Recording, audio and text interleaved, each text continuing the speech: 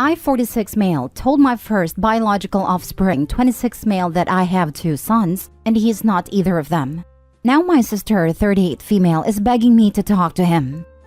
When I, 46 male, was 20, I got my girlfriend at a time pregnant. I was extremely scared, but I manned up and married her. It was hard, but we made it work for 8 years, until I caught her cheating. So I ended the marriage and began co-parenting my, at a time, son. He was my world. My dad wasn't there for me at all, so I swore to myself I would be the best father I could.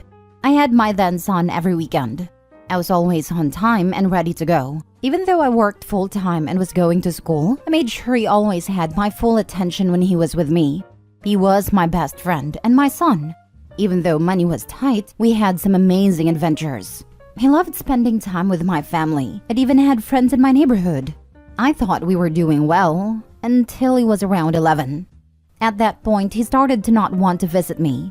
His mother had a new boyfriend who was well off, and I knew he was taking them on trips and doing fun activities on the weekends, so at first I didn't make a stink.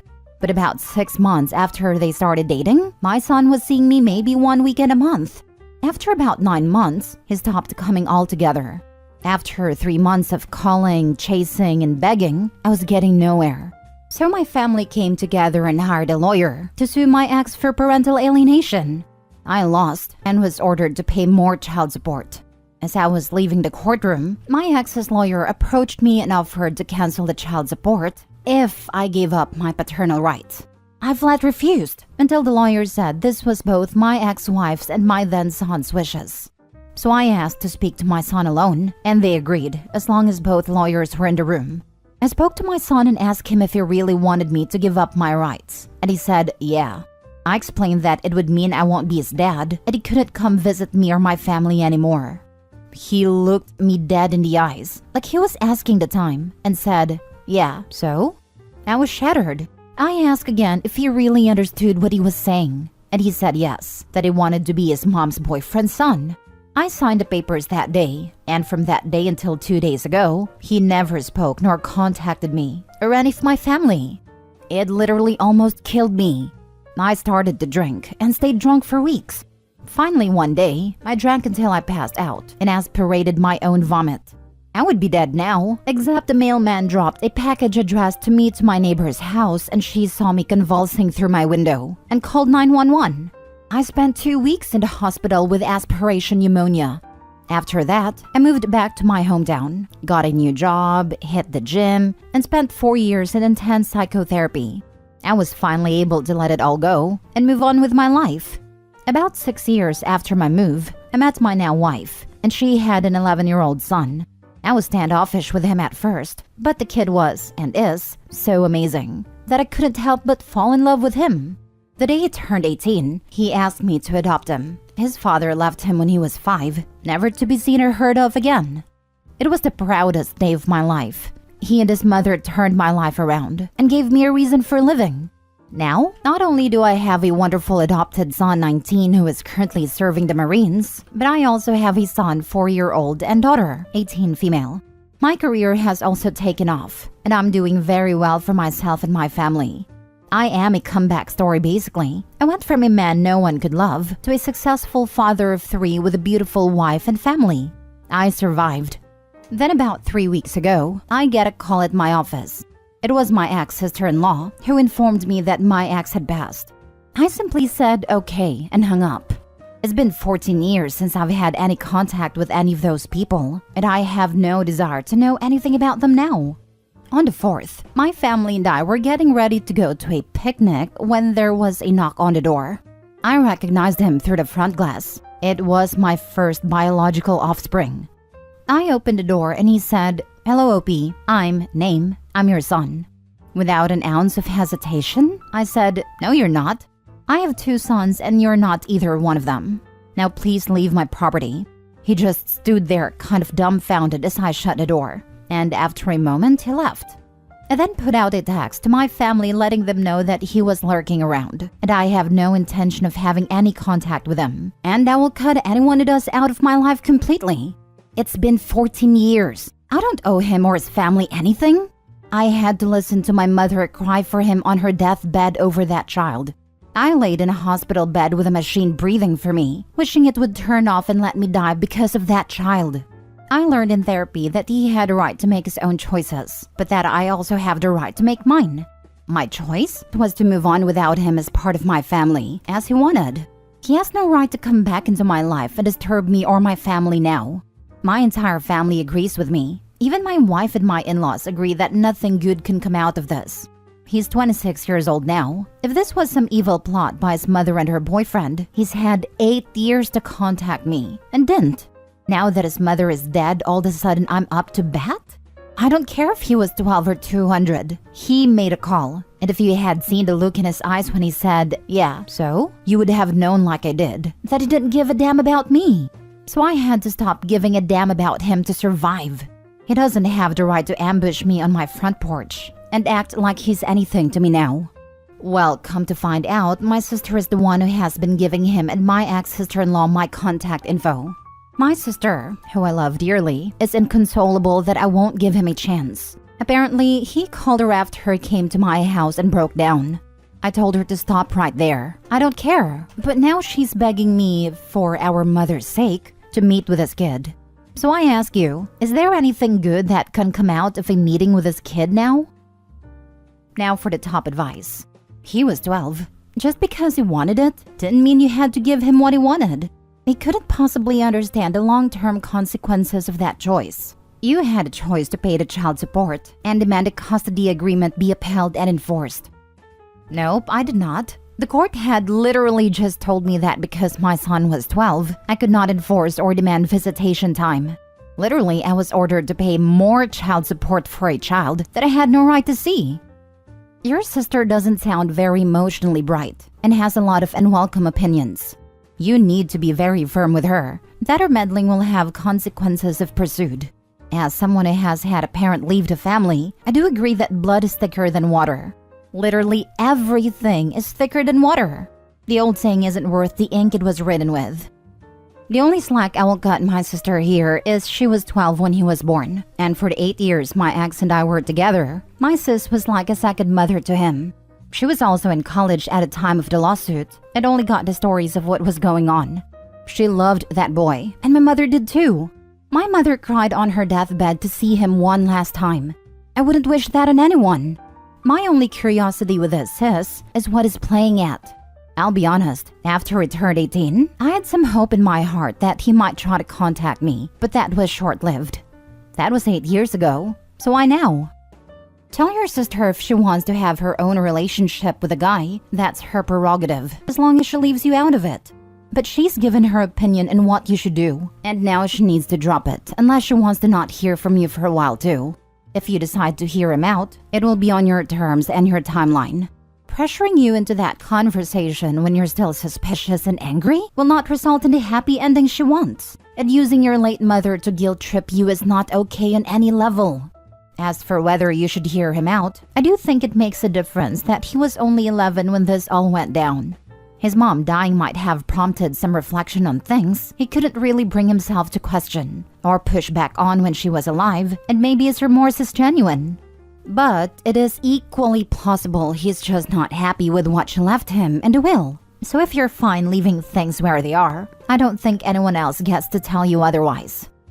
Yes, that an 11 to 12-year-old was swayed by his mother and stepfather that he lived with, and who were probably providing PlayStations and ski trips, is not surprising. Devastating, but not surprising. Most 12-year-olds are little turds, especially ones that have been through a divorce. So if Opie wanted to be more open-minded, and if during the last 8 years something from mom or stepdad was preventing his contact or poison his ear, he could hear him out. But Opie took the rejection so hard the first time, I can see how he just can't go there again. There was a story in AITA and finished off on Best of Reddit updates about a woman who found out her husband was cheating and assumed her ex-husband was alienating the son against her. When he tried to come back into her life, she found out not only did he know about the cheating, the son blackmailed the father and got him whatever he wanted. Years of trying to establish a relationship with her son only to find out that he really is a piece of trash.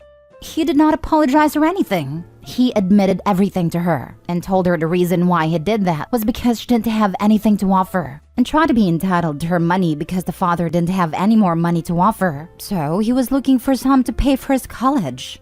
I doubt it's the same scenario. Like everyone said here on the post, OP should do it on his own time and with boundaries. Some people get many chances, some only get one and they blow it. It may sound like he would be taking it out on him, but before the son states anything, OP should summarize what happened after he said, yeah, so, and what he's been through. Also, OP should inform him to be very careful with what he says next, because it might be their last conversation. That story was heartbreaking. I felt so bad for that woman. Her son was a legit sociopath. He did and said that when he was a child, but he's been an adult for 8 years now, and only made contact after his mother died. Regardless of whether he had any fault in this, there was a lot of harm done to you. It's not negligible what you were put through by him and his mother. And with him growing up with her as a role model, I'd be suspicious too. He's old enough to know that there are some things that can't be undone, and a whole lot of damage that, I'm sorry, doesn't cure. Not that he said he was sorry. I don't think you're obligated to risk that damage again. Especially now that you have the well-being of your wife and 3 children to consider, as well as your own. The Chinese have a saying that there is no medicine that cures regret. This situation seems to be in that category. Exactly. Why risk the regret of letting this grown man into his life after all that he put him through? Best to do what OP has done and to stand firm. Last story. Am I the a-hole for not letting my father undisown me? To preface this, I'll give the baseline of my relationship with my father. He constantly reminded me of the fact that I was an accident during a pre-divorce hate-filled tryst. He literally sold me off to my abusive mother when they divorced to try and get a lower alimony payment. He abandoned me despite having partial custody, was never around even after I moved in with him when I was 13, and moved out before I even graduated when I was 17, and left me in the care of my hard drug-addicted stepbrother. With that out of the way, I'll explain the current issue. After living with him, and him subsequently abandoning me again, I moved in with my sister and brother-in-law. They had a kid along with my brother-in-law's son from a previous marriage, and everything was fine for a few years, until my sister decided she wanted to get pregnant, after agreeing with my brother-in-law to never have kids again. She went to the point of poking holes in condoms, and going off her birth control to try and force him into another pregnancy, which he was dead set against due to previous trauma and failed pregnancies. Coupling that with other serious issues and boundaries she didn't respect, the relationship failed and they split up. At this time, my relationship with my father wasn't good, but it existed. That is, until I found out my sister was lying about my brother-in-law abusing her and their son, and filing for him to have 0 custody. I had lived with them almost the entire time their kid was around. I was as involved in their relationship as they were, and I knew this was a lie. After some questioning, I found out my father was a supporter in all of this, and was fighting for my brother-in-law to never see his son again. I snapped after sitting in on their mediation call, and I heard my brother-in-law cry like I'd never heard him before. It was the type of agony you'd only hear from a good man about to lose his child, when he had done nothing wrong. I went on a warpath to fight for him, and in doing so, called my father and ripped him 6 ways from Sunday. When I called him, I told him flat out, make sure you choose your words carefully, because this may be the last time you and I ever speak. He proceeded to make a long list of excuses, dodging every question before I could even finish asking. And on top of all this, trying to tell me, you should leave this between your sister and brother-in-law. It's their fight. You have no idea what their son is going through. As angry and appalled as I was, he suddenly tells me he has to work and hangs up. It's been 3 years, and that was the last time he and I have spoken. The next day, he comes by with something for my nephew, and mentions to my brother-in-law that he's disowned me. No skin off my nose. He was a crappy failure of a father, and I'll be fine without him. Almost immediately, he changes his mind. He's always been a coward with no spine. He starts texting and calling me to try and guilt me into forgiving him, but I don't bite. I don't respond at all. He's a highly religious man, so he's not worried about me. He's worried about what God will think of this. And no matter what he says, I refuse to give in. 3 years later, I live a totally different life far removed from any of them. I'm happy now and have people who genuinely love me and care about me. Sometimes I can't help but think about it though. Did I do the right thing? What happened with your brother-in-law in custody? I was as involved with the custody case as I could be. I spoke out about how my brother-in-law was a good father being framed in a bad light and that he deserves to see his son. He won partial custody, which in my opinion is much less than he should have gotten, but was still much better than the alternative. Thanks for laying it out. I'm glad it worked out. And once the kids get older, their wishes regarding custody will count more, and your sister's kids will probably want to spend more time with Dad. Wow, your father sounds like a serious piece of work. The fact that he was a crappy father when you were a child, you know, the time when parents are actually supposed to parent, would have been enough for you to justify never speaking to him again. Everything else is just icing on the cake. I have a similar situation with my mother.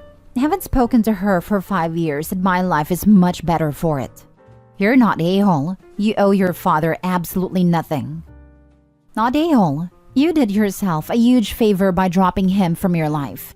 My maternal grandfather and grandmother have done far less awful things to my mother, but abusive nonetheless, and her remaining in contact with them and failing to set boundaries out of guilt and a fear of regret has brought her so much pain. There are times when she is depressed for days after having a phone call with them. I have tried explaining time and time again, you do not owe anyone a relationship at the expense of your own mental health and happiness. Take care of yourself.